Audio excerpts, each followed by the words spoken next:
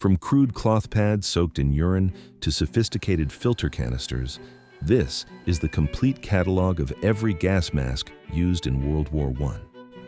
When the green cloud rolled across Ypres, April 22, 1915, French colonial and Canadian troops holding trenches near Ypres, Belgium watched something unprecedented drift toward their lines.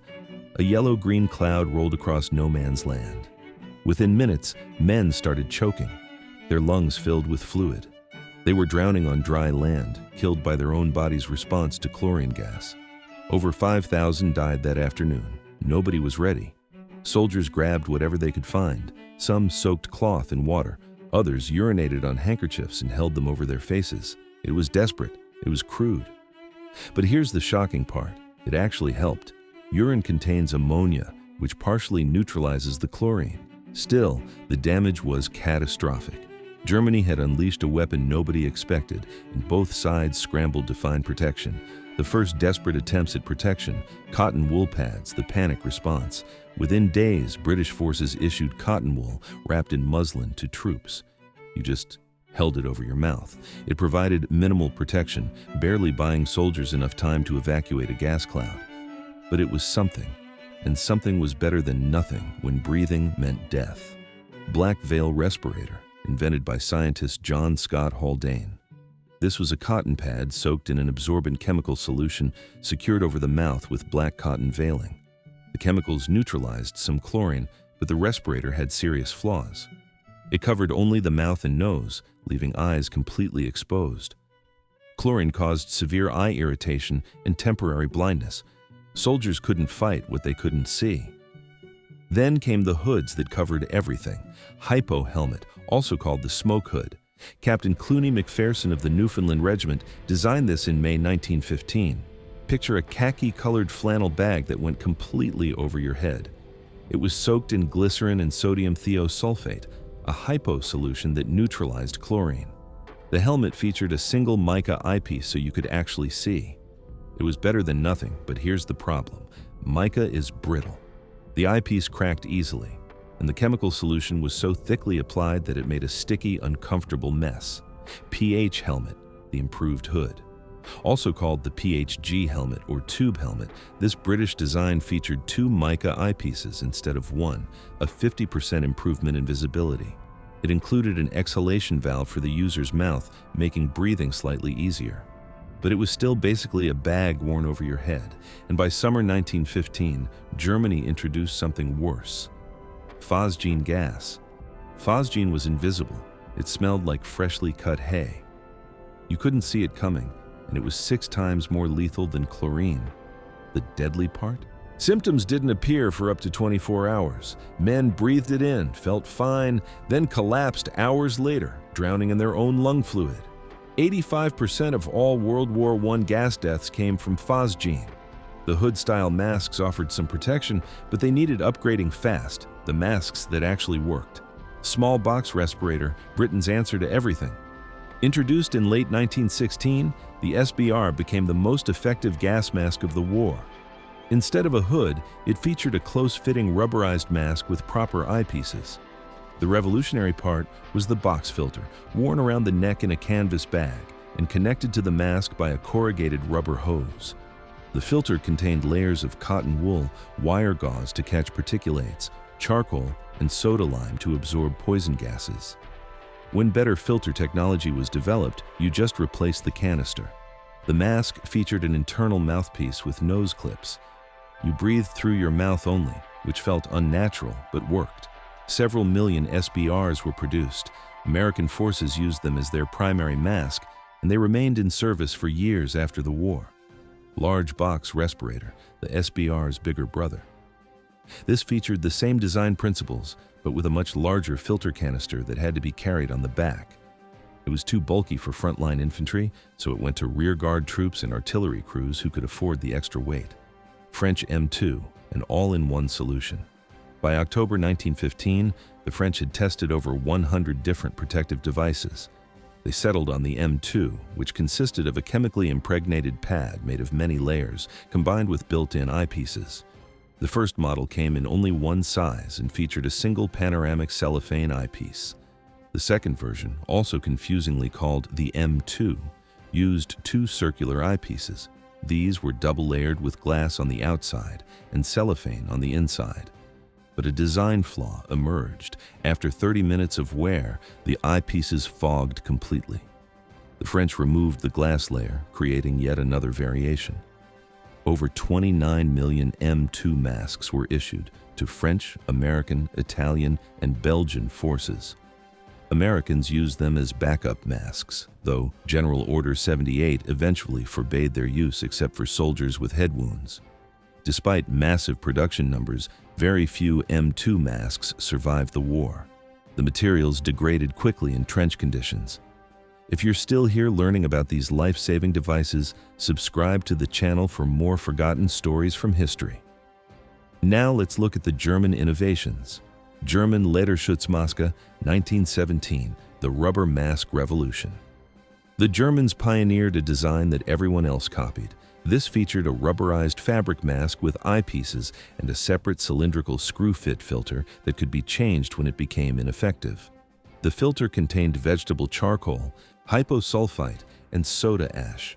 The mask was produced in 3 sizes and initially carried in a cloth bag.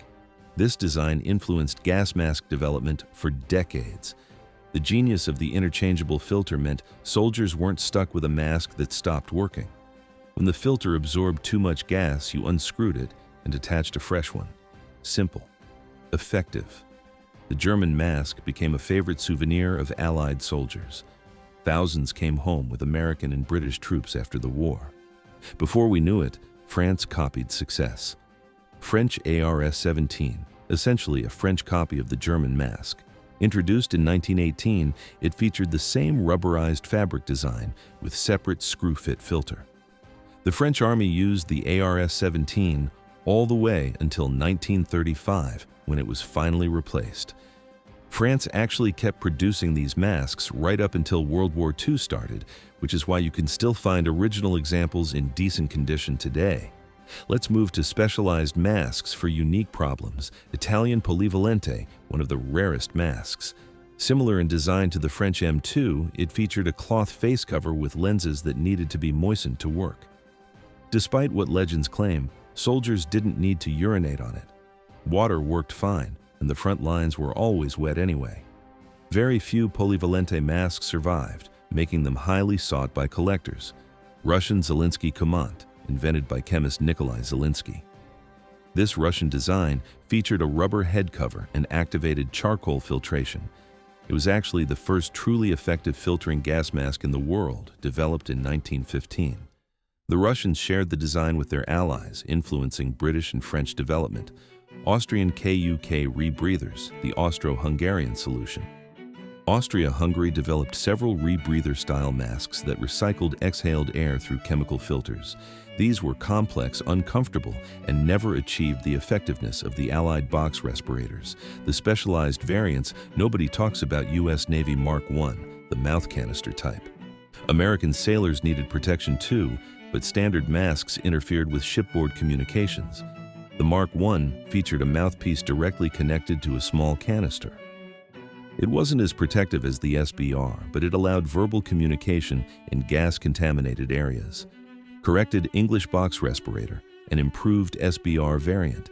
This featured enhanced filters and better eyepiece design.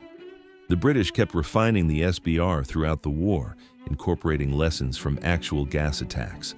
American small box respirator, a US-manufactured version of the British design. America entered the war late, but quickly ramped up production. American factories produced thousands of SBR copies for the expanding US Army. Tissot apparatus, the French elite mask. This was a more sophisticated French design, featuring advanced chemical filtration. It saw limited use compared to the M2, but represented cutting-edge respiratory protection technology. What happens when masks aren't enough? Mustard gas changed everything. Introduced by Germany in July 1917, mustard gas didn't just attack your lungs. It burned any exposed skin on contact. No gas mask in World War I could protect against mustard gas completely. It was a vesicant, a blister agent that caused chemical burns wherever it touched. Here's the horrible reality. Mustard gas was a thick, oily liquid dispersed as a fine mist. The Germans called it Yellow Cross because they marked their mustard gas shells yellow. The British called it HS for Hun stuff. The French called it Yperite after Ypres. It smelled like garlic or mustard, hence the name. Initial exposure felt symptomless. By the time your skin started burning hours later, it was too late. Scottish Highland regiments suffered particularly badly. They still wore kilts in the trenches, leaving their legs completely exposed. At various points, troops resorted to wearing women's tights under their kilts for protection. The mortality rate from mustard gas was only 2 to 3%, but survivors faced months of hospitalization for chemical burns and respiratory damage. Many developed cancers later in life. Gas masks protected your face and lungs, but mustard gas saturated entire battlefields. It pooled in shell craters. It contaminated equipment and uniforms. Soldiers who removed their masks hours after an attack still suffered burns from residual contamination. Now, let's talk about the psychological war nobody expected. Gas warfare didn't just kill, it was terrifying. Soldiers developed gas shock, a condition similar to shell shock. Men panicked when they smelled anything unusual. False gas alarms happened constantly. One British soldier remarked that if someone yelled gas, everyone in France would put on a mask. The anxiety was constant. Would your mask work? Would the filter fail? Would you get your mask on fast enough? The masks themselves caused problems. Breathing through a mouthpiece with nose clips felt like suffocating. Vision through eyepieces was limited. Fighting in a gas mask was exhausting. Soldiers tired quickly, moved slowly, and struggled to aim weapons effectively. But removing your mask meant death, so you endured. Medical officers struggled to distinguish real gas casualties from psychological ones. Many men experienced gas fright, showing symptoms of gas exposure without actually being gassed. After being given bicarbonate of soda and rest, they returned to the front. But with gas attacks becoming more frequent in 1917 and 1918, doctors couldn't always tell the difference. Moving on to animals needed protection too. Horses wore gas masks. Germany relied heavily on horses for transportation and artillery hauling. Specialized masks were developed that covered a horse's muzzle and nostrils. Dogs received masks too. They were frequently used on the front lines as messengers and scouts, running between trenches carrying orders. Even mules and donkeys received protective equipment. These animal masks were crude compared to human versions, but they saved countless animals essential to military operations. Cavalry units operating near gas-saturated areas needed their horses protected. Without them, entire units became immobile. Then, the legacy that survived. By war's end, Germany produced 68,000 tons of poison gas. France produced 36,000 tons. Britain produced 25,000 tons.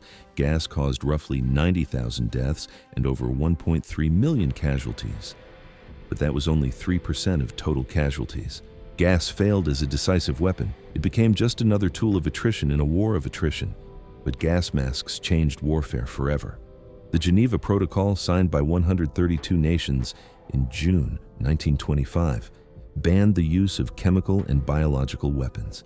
Yet nations kept developing them, and they kept developing better masks. The World War I designs influenced gas mask development through World War II and beyond. The masks themselves have become powerful symbols. They represent the horror of modern warfare, the industrialization of killing, and the desperate human ingenuity required to survive. From crude urine-soaked rags to sophisticated filter systems, these masks saved hundreds of thousands of lives while highlighting the depths of human cruelty. If this dive into the terrifying reality of gas warfare fascinated you, hit that like button and tell us in the comments which mask you found most interesting.